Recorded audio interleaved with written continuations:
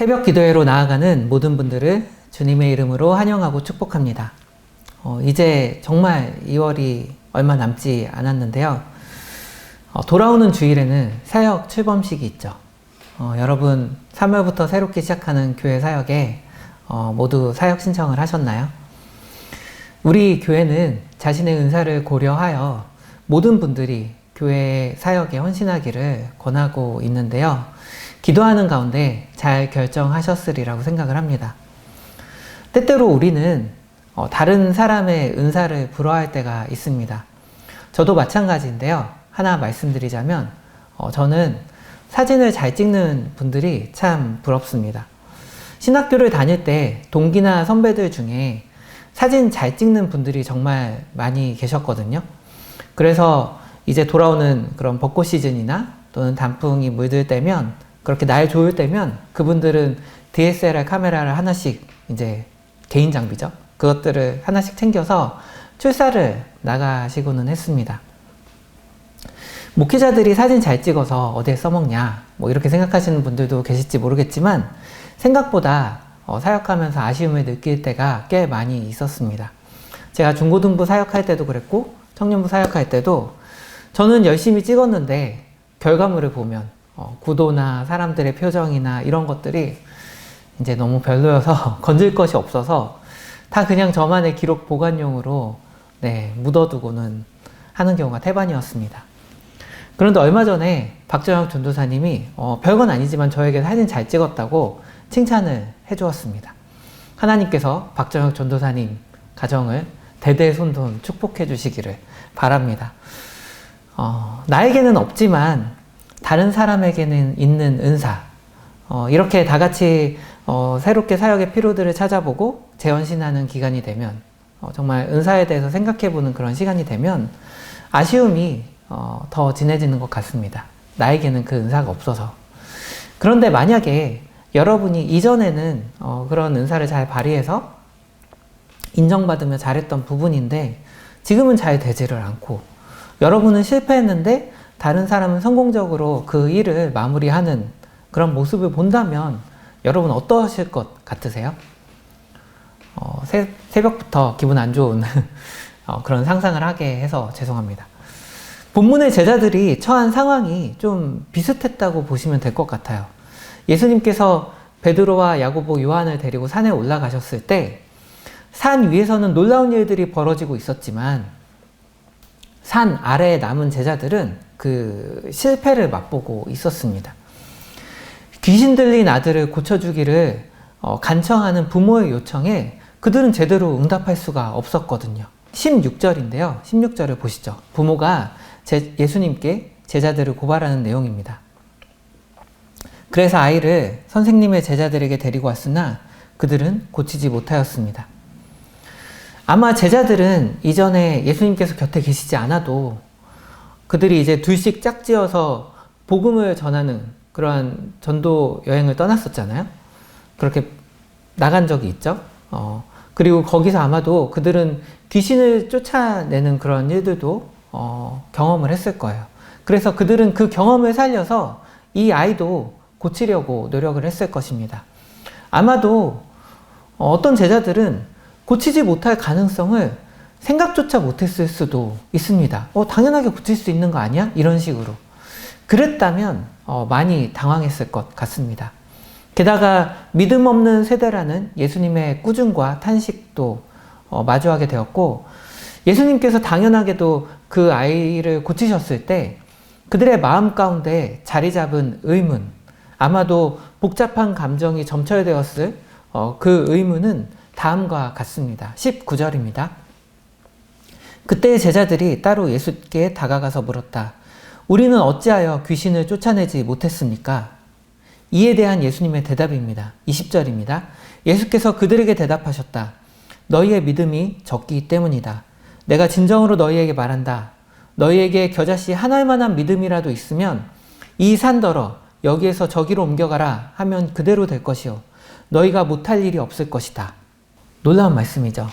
일이 뜻대로 흘러가지 않을 때, 실패를 맛볼 때, 무능력감에 시달릴 때 예수님께서 말씀하신 것은 믿음입니다. 진단이 믿음 없음이라는 거예요. 어떤 능력이 부족해서, 어떤 자원이 부족해서, 어떤 은사가 부족해서 실패하는 거야 라고 생각하는 우리에게 예수님께서는 전혀 다른 측면을 지금 말씀하고 계신 거죠. 능력의 유무에 가 있는 우리의 시선을 믿음의 유무로 옮겨 오십니다. 주님, 정말로 못할 일 없는 것 맞나요? 질문하는 우리에게 믿음이 있다면 능력은 우선순위에서 밀린다고, 나중 문제라고 말씀하고 계신 것입니다. 능력의 문제가 아니라 믿음의 문제인 것입니다.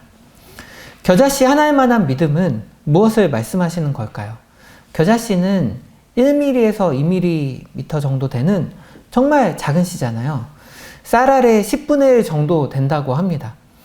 20절 앞부분에서 믿음이 적다고 말씀하시기는 했지만 그게 많아야 된다는 의미는 아닌 것 같습니다. 겨자씨만큼 아주 작은 믿음이라도 있으면 불가능은 없다고 말씀하고 계시기 때문입니다. 그렇다면 여기서 말씀하고 계시는 믿음이 무엇일까요? 저는 22절에서 27절의 내용을 토대로 우리에게 필요한 겨자씨와 같은 그 믿음이 무엇인지 이야기 나누고자 합니다. 22절에서 23절은 예수님의 순환 예고를 담고 있습니다. 장소는 갈릴리입니다. 여기서 제자들이 인자를 예수님이 아닌 제3자로 이해했을 것이라고 보기는 어렵습니다.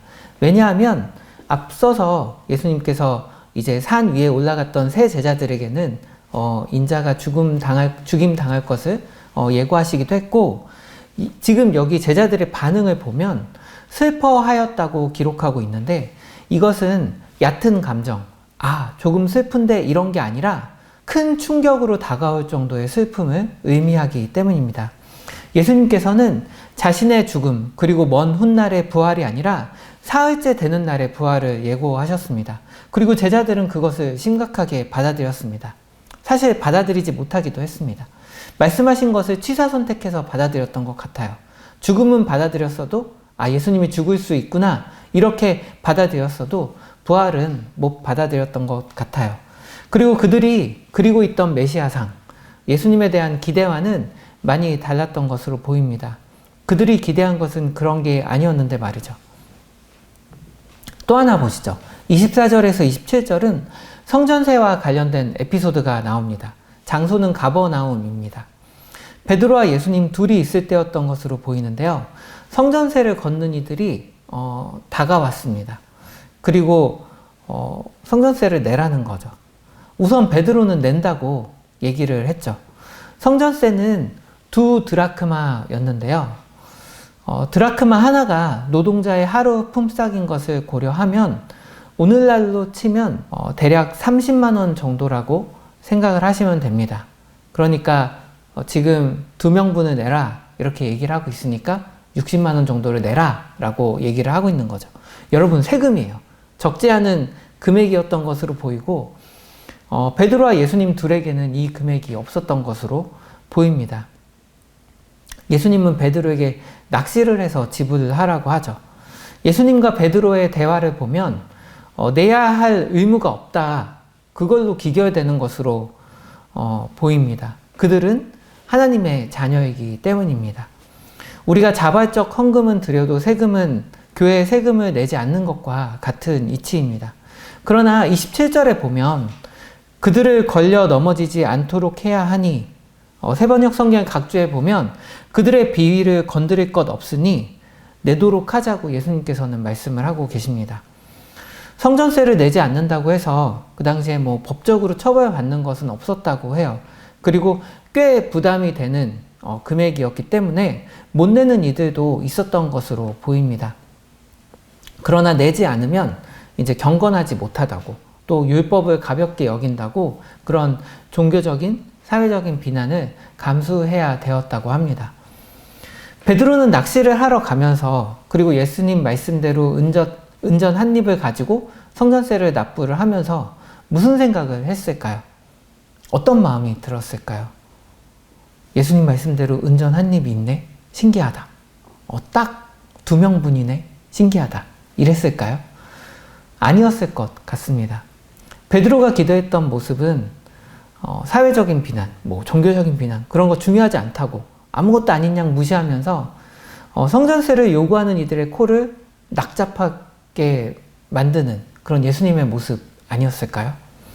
그동안 종교 지도자들을 그런 식으로 꾸짖으셨잖아요. 그렇게 뭔가 속 시원한 모습을 기대하지 않았을까요? 그러나 예수님은 기대와 달리 그들의 요구에 따르라고 말씀을 하십니다. 앞서 두 에피소드 22절에서 27절의 그 예수님의 모습을 한마디로 표현한다면 약함이라고 볼 수 있을 것 같아요.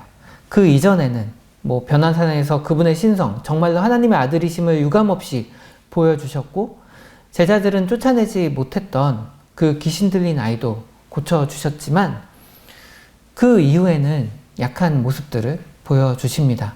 물론 여전히 평범하지 않았지만 제자들의 기대에는 못 미치는 그들의 기대와는 많이 다른 산도 옮기신다고 하셨는데 산도 옮길 수 있다고 하셨잖아요. 그런데 산은커녕 작은 흙더미조차 옮기지 못할 것 같은 그런 모습을 보여주십니다. 그리고 그런 예수님께서 제자들에게 원하셨던 것, 그리고 오늘을 살아가는 우리에게도 동일하게 요구하시는 것은 믿음입니다. 다르게 표현하자면 주님을 향한 신뢰입니다. 뜻대로 인생이 흘러가지 않을 때, 기대한 게 있는데 그 기대를 저버리실 때, 능력이 한이 없으신 크신 주님이신 줄 알았는데 뭔가 못하시는 게 많아 보이고 주님이 뭔가 작고 약해 보일 때 우리에게 필요한 것은 믿음입니다.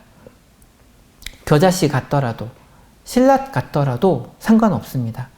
주님을 향한 신뢰가 있다면, 없는 게 아니라 정말로 있다면, 주님과 진정한 의미에서 인격적인 관계를 맺었다면 일이 잘 되고 안 되고를 떠나서 여전히 우리와 함께 하시는 주님, 우리의 악함을 오래 참으시며 사랑으로 인도하시는 주님을 발견할 수 있을 것이며 우리는 주님의 뜻대로 행하며 이 땅을 생명력 있게 살아갈 수 있을 것입니다. 서두에 올해 사역 헌신을 앞두고 은사에 대한 이야기를 했었는데요. 자신에게 어떤 은사가 없음을 아쉬워하기보다는 나는 정말로 주님을 신뢰하는가 자신의 믿음을 점검하고 돌아보는 2월 마지막 주가 되었으면 좋겠습니다. 그렇게 할 때 나의 능력 유무에 초점을 맞추기보다 나 자신에게 매몰되기보다 주님과의 관계에 더 초점을 맞출 수 있는 우리가 될 것입니다. 주님께서 바라시는 것은 크기와 상관없이 신뢰입니다. 그것 하나면 충분하다고 말씀하십니다. 주님을 신뢰함으로, 그래서 더 나은 동기로 주님 안에 몸된 교회를 사랑하고 섬기는 우리가 되기를 원합니다. 마지막으로 희주일의 믿음이 없이는 찬송의 가사를 들려드리고 말씀을 마치겠습니다. 주님, 제 마음이 너무 둔해서 주님을 볼 수 없습니다. 이 땅에 속하여 이 땅만 보다가 주님 손을 놓쳤습니다. 나는 나그네로 왔는데 왜 주저앉게 되었나? 나는 청지기인데 언제부터 내 삶의 주인이 되어버렸나? 믿음이 없이는 기쁘시게 못하나니 고된 수고도 다 헛될 뿐이라. 믿음이 없어서 무너진 삶의 모든 자리에 다시 주님을 기다립니다. 아멘.